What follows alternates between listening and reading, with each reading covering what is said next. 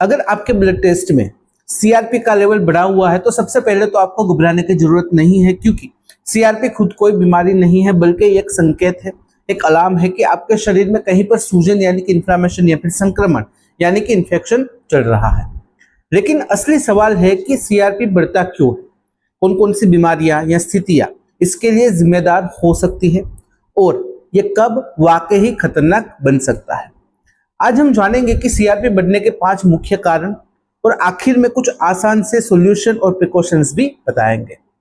सबसे पहला कारण है संक्रमण यानी कि इन्फेक्शन। जब शरीर में कोई बैक्टीरियल, वायरल या फंगल इन्फेक्शन होता है, जैसे कि न्यूमोनिया, टाइफाइड, ट्यूबरकुलोसिस आदि, तो बॉडी इम्यून रिस्पॉन्स में सीआरपी बढ़ा देती है। सीआरपी दरअसल इन्फेक्शन से लड़ने का पहला बायोकेमिकल सिग्नल होता है। दूसरा कारण है सूजन से जुड़ी हुई बीमारियां, क्रोनिक इन्फ्लामेशन। अगर किसी को आर्थराइटिस यानी कि गठिया, inflammatory bowel disease IBD, psoriasis या फिर ऑटो इम्यून डिसऑर्डर है, तो इन लॉन्ग टर्म बीमारियों में सीआरपी लगातार या फिर बार बार बढ़ा हुआ मिल सकता है। तीसरा कारण है हार्ट, लीवर या किडनी से जुड़ी हुई कुछ समस्याएं, फिर प्री एग्जिस्टिंग कंडीशंस। सीआरपी खास करके तब बढ़ता है जब शरीर में ऑर्गन डैमेज या फिर स्ट्रेस हो, जैसे हार्ट अटैक के तुरंत बाद।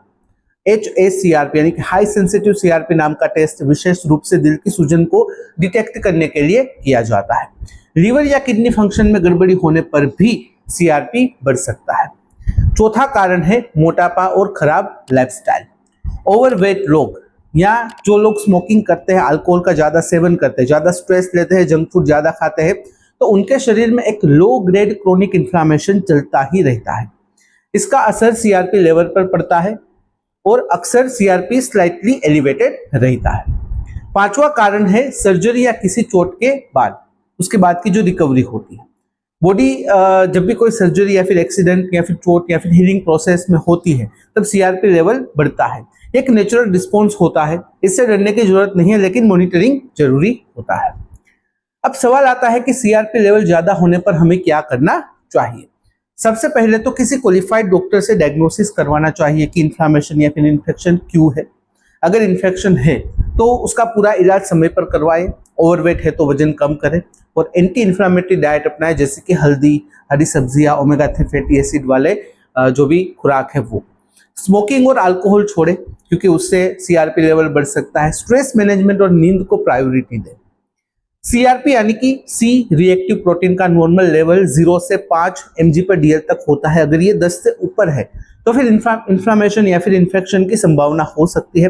और अगर बाय चांस सीआरपी का लेवल 100 यानी कि 100 से ज्यादा हो जाए तो समझिए कि कुछ ना कुछ गंभीर परिस्थिति है और तुरंत ही मेडिकल अटेंशन की जरूरत वहां पर होती है। तो अगली बार जब भी आपका रिपोर्ट आए, उसमें सीआरपी लेवल आप अगर बढ़ा हुआ देखें, तो सबसे पहले पैनिक मत करें, बल्कि उसे एक अर्ली वार्निंग सिस्टम की तरह समझे, समझदारी से जांच करवाए, लाइफस्टाइल सुधारे और सही समय पर एक्शन लें।